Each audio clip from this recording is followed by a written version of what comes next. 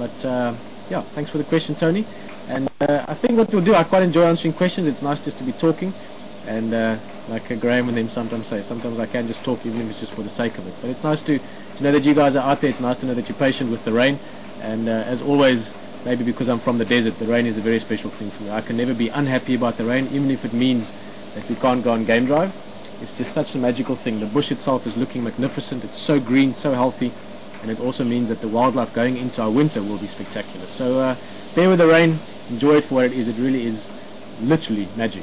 Without rain, without water, we wouldn't be around, never mind this game drive. So what we're going to do, if there's more questions coming through, unless Jan tells me there's another one maybe now, but otherwise, in about half an hour or so, it's now almost 5:45, let's say about 6:15, we'll do another little chat.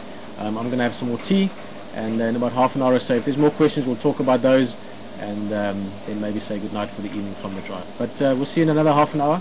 Thank you for listening to hopefully not too much blabbering and hopefully some interesting things. We'll see you in half an hour. Pieter, I've got more questions. Ah, cool. Dan's got another question.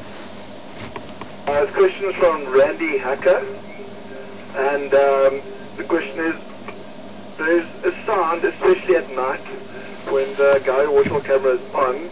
The best I can describe it is like a sound, like it sounds like a bubble popping in the water. It is audible right now in the background. Could you tell us what it is?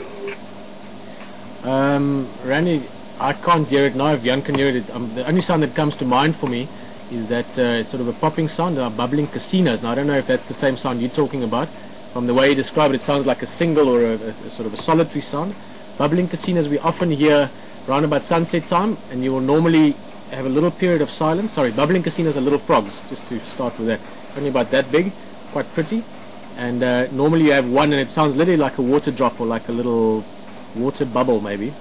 I can't make the sound very well, but it's like quing, something like that.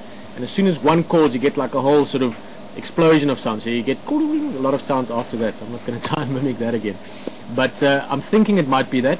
Otherwise, what I'll do is just now when we say goodbye, I'll go have a listen, and if I can hear it in the background, then 6:15 I'll hopefully be able to tell you what it is. Maybe it's something just with the water or something on the microphone area, but it sounds like it might be those bubbling casinos, which are little frogs. Thank you, Randy. And Jan, anything else? Actually, there's another one. Oh, great. What's it?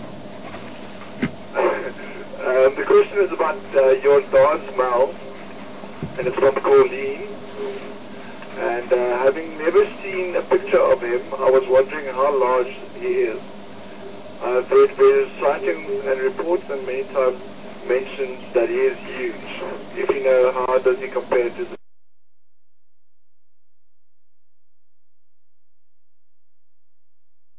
We used to see him closer to Kruger side towards the east. Now he's seen occasionally northern side of Western Gari, or also up into the Buffelshoek area. He's quite a big male. Now I've never weighed any of these males, and it can be a little bit tricky sometimes because some males are more compact and some are a little bit taller. And James is saying the battery's going to be flat just now, but we should get it done quickly. The Jordan male is very, very big. The easiest way to recognize him is that he's a little bit shy. We saw him, or from photographs I used to take back then as well. He's got a very, very pale face, and he's not very pretty. I wouldn't say he's one of the prettiest leopards in the area, but he's very big and a little bit shy. So in size, I would say he's probably bigger than Mafufenjan and maybe even bigger than Tyson. But again, I'm not going to put my head in the block on that. Once you actually had them next to each other, you might find that some of them are a bit more squat and some are a little bit taller and lanky. So but quite a big male, and we don't see him that often, and when we do, he tends to be a little bit shy. So hope that answers your question, Colleen. Just I think the battery's going to run out any second. I'm going to check with Jan quickly. Any more questions, or? Yeah, we have two actually more questions that came in. Okay, well, what we're going to do is just quickly go back to the waterhole for a few seconds. The rain is picking up and the questions are picking up, which is quite fun. We're going to go back to the waterhole quickly,